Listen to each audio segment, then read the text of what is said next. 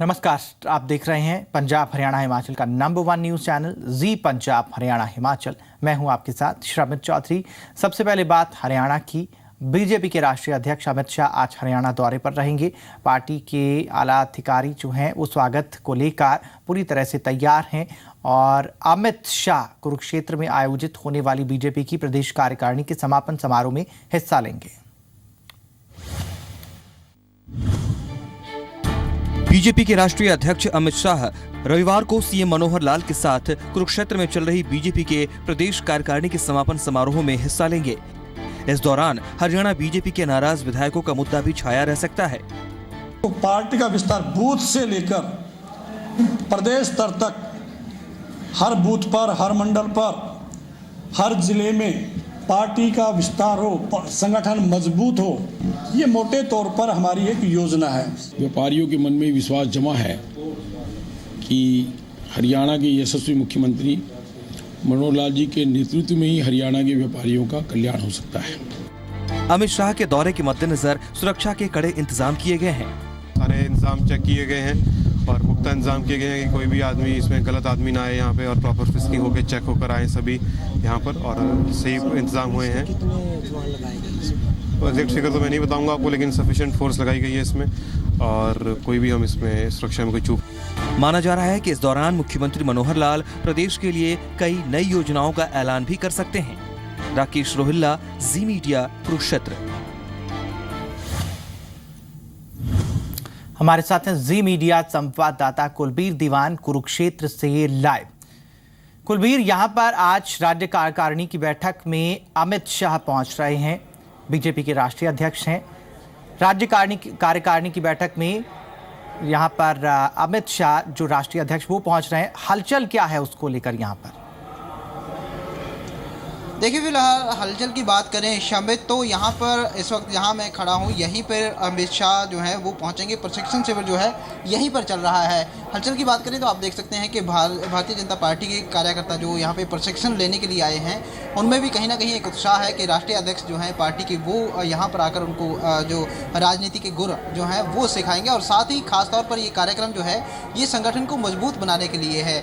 संगठन को किस तरह से मजबूत बनाया जाए, उसको किस तरह से जो सरकार की नीतियां हैं या जो योजनाएं हैं उनको किस तरह से प्रभावी ढंग से जनता के बीच रखा जाए, वो सारे टिप्स जो है यहाँ पर अमित शाह के द्वारा जो है वो दिए जाएंगे। हालांकि इससे पहले भी ये 3 दिन, आज जिस तरह से कार्यक्रम का समापन है, 3 दिनों से ये चल रहा है, इसी तरह के गुर जो है राजनीति के सिखाए जा रहे हैं। सुरक्षा की बात करें तो सुरक्षा आप देख सकते हैं कि चाक चौबंद जो प्रबंध हैं सुरक्षा के वो किए गए हैं।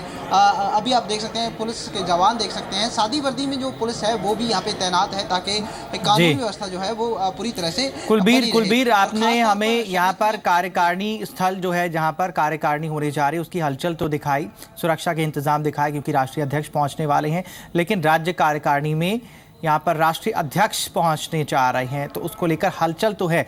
लेकिन यहाँ पर आप कह रहे हैं कि राजनीति के गुर सिखाना, राज्य कार्यकारिणी में क्या कुछ चर्चाएं होती हैं वो तो हमें और आपको मालूम है, लेकिन अमित शाह यहाँ पर पहुँच रहे हैं और नाराज विधायकों वाली बात जो है वो मुद्दा भी काफ़ी दिनों से हरियाणा में चर्चा में है। क्या इन दोनों बातों का कनेक्शन है?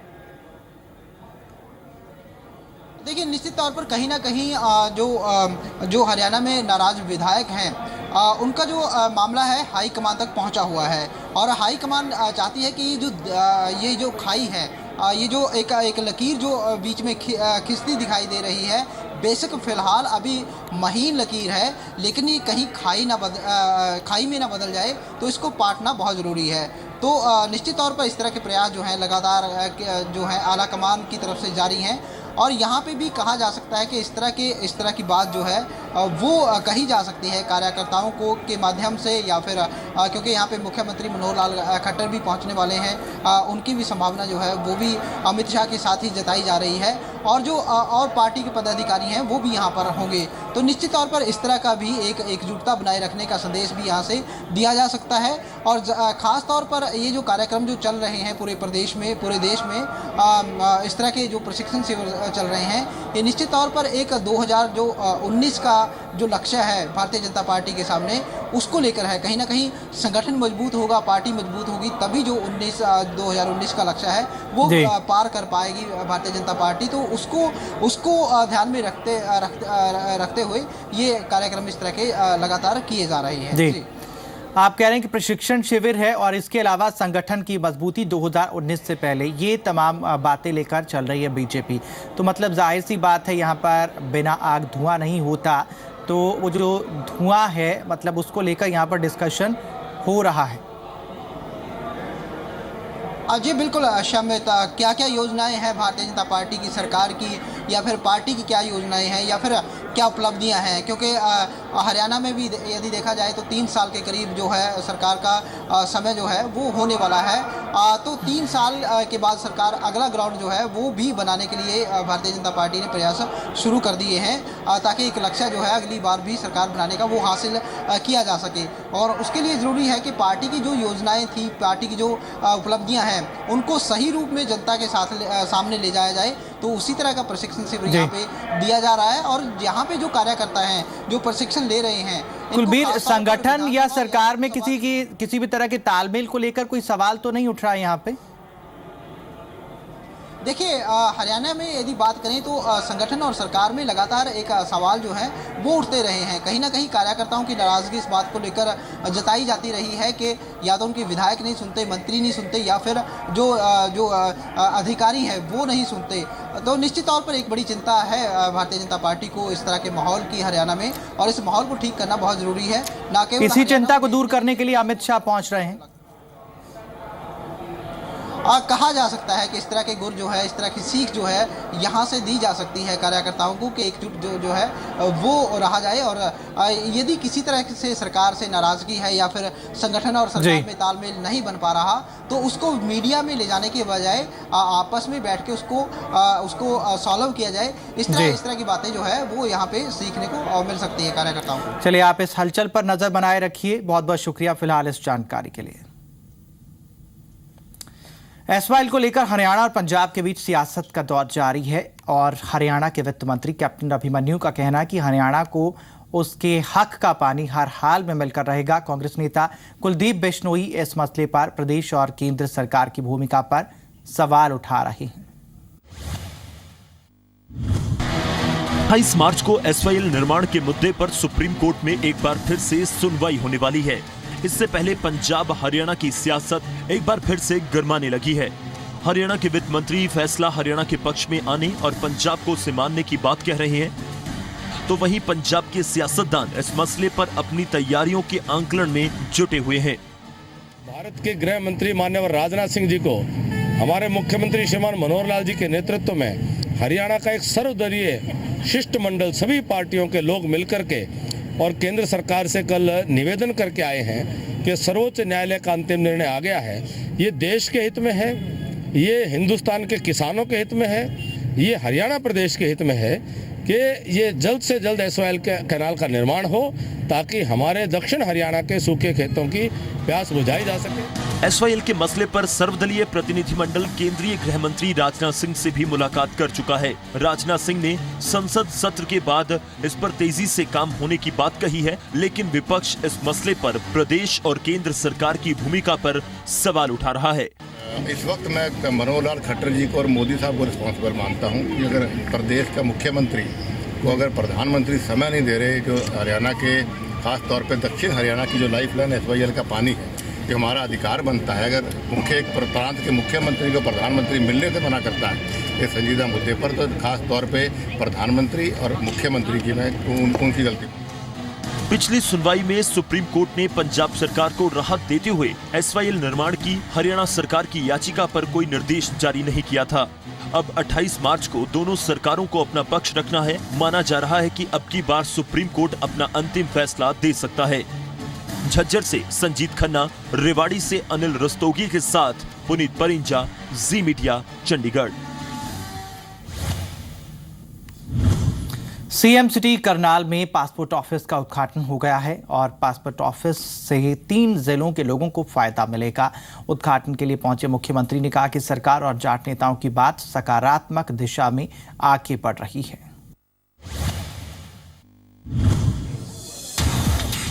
मुख्यमंत्री मनोहर लाल शनिवार को करनाल में थे, जहां जाट आंदोलन को लेकर मुख्यमंत्री ने कहा कि सरकार और जाट नेताओं की बातचीत सकारात्मक दिशा में बढ़ रही है। जाटों ने कई जगहों पर धरने खत्म भी कर दिए हैं। तो बातचीत हो गई है और सामान्यतः उन्होंने भी इस बातचीत को पूरा करना शुरू कर दिया है, धरने उठाने शुरू कर दिए हैं। बहुत नॉमिनल धरने रहे और हमने भी जो बातें उनसे पूरी की हैं उनको पूरा किया जा रहा है। इन सब विषयों के ऊपर जो अमिकेबली सब चीज़ें ठीक हो जाएंगी और मैं समझता हूँ अभी समस्या का हल निकल आएगा। साथ ही मुख्यमंत्री ने कल्पना चावला मेडिकल कॉलेज के मुद्दे को लेकर कहा कि इस कॉलेज का उद्घाटन अगले महीने तक कर दिया जाएगा और कॉलेज में बिना किसी सिफारिश के नौकरी मिलेगी। कल्पना चावला मेडिकल कॉलेज उसका अगले महीने में उद्घाटन हो जाएगा। उसकी जो छोटी मोटी व्यवस्था है उसको पूरा किया जा रहा है और इसी सत्र से मेडिकल कॉलेज के एडमिशन वो सब शुरू हो जाएंगे। जो भी विधिवत उसका जो तरीका है उस तरीके से ही उसकी जो नौकरियां हैं वो दी जाएंगी। साथ ही मुख्यमंत्री ने करनाल में पासपोर्ट ऑफिस का उद्घाटन किया। इस पासपोर्ट ऑफिस के शुरू होने से 3 जिलों करनाल, पानीपत और जिंद के लाखों लोगों को फायदा मिलेगा। मुख्यमंत्री ने बताया कि सरकार ये सेवा पूरे देश के 450 शहरों में देने जा रही है, जो जल्द ही शुरू होगी। करनाल में इस पोस्ट ऑफिस के अंदर पासपोर्ट ऑफिस ये खोला गया है। अभी फिलहाल इसमें करनाल, पानीपत और जींद ये 3 जिले जुड़े हैं, लेकिन ऑफिस शुरू हुआ है। अभी इनका जो लोड है उस लोड का ध्यान करते हुए और भी जिले इसके अंदर जुड़े हैं। देश भर में लगभग 450 ऐसे जिलों में ये नए पासपोर्ट ऑफिस बनाए जा रहे हैं। मुख्यमंत्री पासपोर्ट ऑफिस का उद्घाटन करने के मकसद से ही करनाल पहुंचे थे। पहले पासपोर्ट ऑफिस की सुविधा अंबाला और गुड़गांव में ही थी और इस ऑफिस के साथ ही अब करनाल में भी शुरू हो गई है। कमलजीत सिंह बिर्क, जी मीडिया, करनाल। हरियाणा सरकार और पतंजलि आयुर्वेद कंपनी के बीच मोरनी हिल्स इलाके में निवेश को लेकर MOU साइन हुआ है, जिसे लेकर पतंजलि की टीम ने अपना काम शुरू कर दिया है और इसी सिलसिले में बाबा रामदेव के सहयोगी और पतंजलि के निदेशक आचार्य बालकृष्ण अपनी टीम के साथ थापड़ी इलाके में हैं। शनिवार को उनकी टीम और प्रशासनिक अधिकारियों पर अचानक मधुमक्खियों ने हमला बोल दिया, जिसमें कई लोग बुरी तरह से जख्मी हो गए।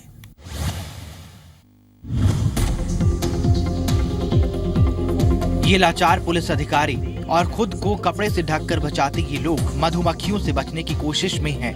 मामला पंचकुला जिले के थापड़ी का है, जहां पतंजलि आयुर्वेद कंपनी के निदेशक आचार्य बालकृष्ण अपनी 40 सदस्यों की टीम के साथ पहुंचे थे और जड़ी बूटियों पर रिसर्च कर रहे थे। तभी वहां मौजूद लोगों पर मधुमक्खियों ने हमला बोल दिया। इस दौरान मधुमक्खियों ने आचार्य बालकृष्ण समेत कई लोगों को काट लिया, जिसके बाद आग का सहारा लेकर हालात पर काबू पाया गया। आचार्य बालकृष्ण ने दवा के जरिए लोगों को राहत पहुंचाने की कोशिश की।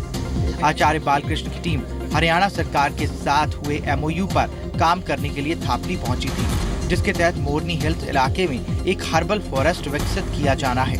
आचार्य बालकृष्ण ने अपने इस प्रोजेक्ट के बारे में भी जानकारी दी।